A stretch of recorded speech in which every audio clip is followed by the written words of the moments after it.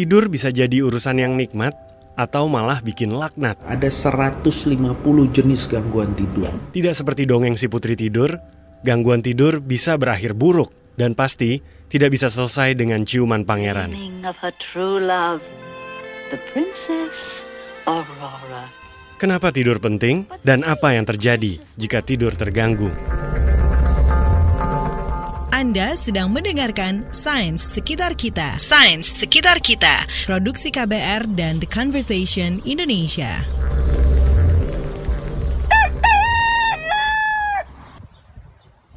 Andreas Prasadya adalah seorang dari sedikit sekali ahli tidur di Indonesia dan anggota dari American Academy of Sleep Medicine. Mau menilai diri sendiri sederhana kok. Bangun segar, siang nggak ngantuk, ya sudah, silakan. Tanpa kafein, yes, that's true. Jadi mau tidur 2 jam kalau merasa segar dan ini silakan aja. Menurutnya, tidur berpengaruh pada ujung kaki hingga kepala. Jadi untuk mencapai kesehatan yang optimal, yang baik, ada 3 faktor utama. Ya, bayangkan sebuah bentuk segitiga. Yang sisi kiri dan sisi kanan ini adalah nutritional balance, yang sisi satunya adalah olahraga yang teratur. Tapi Anda tahu yang menjadi dasar kesehatan tidur. Tanpa kesehatan tidur yang baik, segala nutrisi yang dijaga percuma. Tanpa tidur yang baik, olahraga malah jadi penyakit. Gangguan tidur membuat emosi tidak stabil dan produktivitas menurun. Pada anak-anak, tidur larut dan berangkat ke sekolah terlalu pagi bisa bikin anak jadi bodoh. Ini dibuktikan dalam penelitian Alpert Medical School of Brown University. Bego, bodoh. Kemampuan otak dibangun hanya pada saat tidur kok. Gimana? Mary Carskaden ini seorang peneliti kesehatan tidur remaja. Penelitian beliau adalah begini.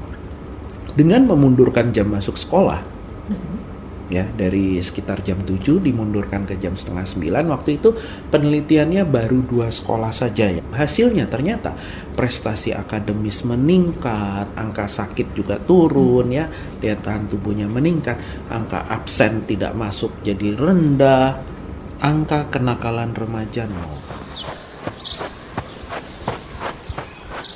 Penelitian Johns Hopkins Bloomberg School of Public Health Study tahun 2015 menunjukkan penggemar olahraga yang tidur kurang dari 7 jam beresiko lebih besar 50% mengidap kanker dibandingkan mereka yang rutin melakukan senam dan tidur cukup. Begitu tidur tidak sehat, di kulit udah kelihatan. Lebih kusam, lebih tidak segar. Penelitiannya dari British Medical Journal itu udah jelas sekali. Sederhana kok penelitiannya, cuma membandingkan foto satu orang. Di foto saat cukup tidur dan saat kurang tidur, kemudian sekitar 60 orang awam diminta untuk menilai mana yang lebih atraktif. 100% memilih yang lebih atraktif adalah yang cukup tidur.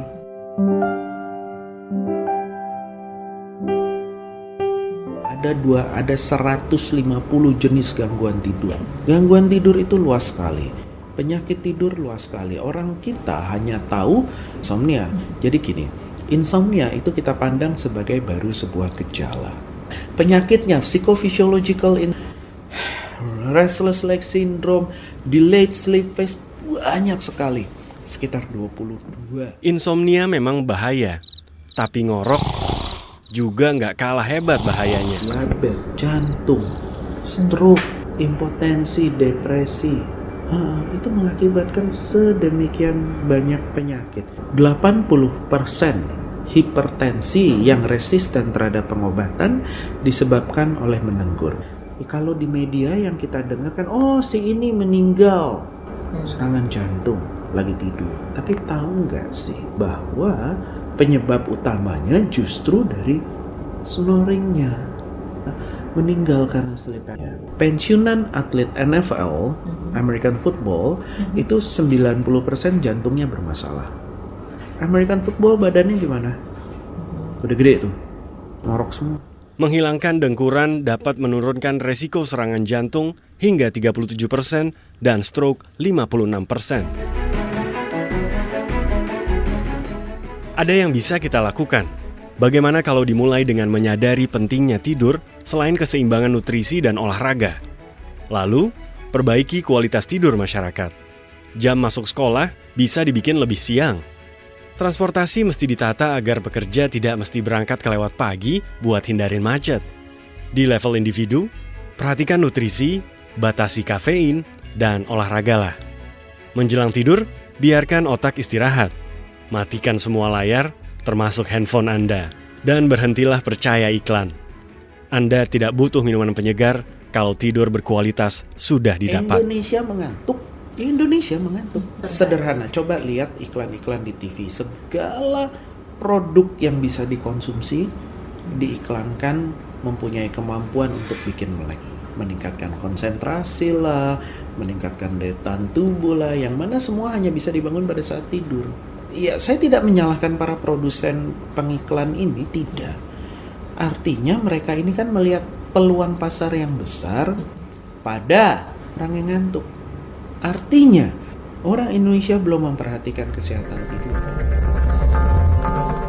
Sains Sekitar Kita. Sains Sekitar Kita. Produksi KBR dan The Conversation Indonesia.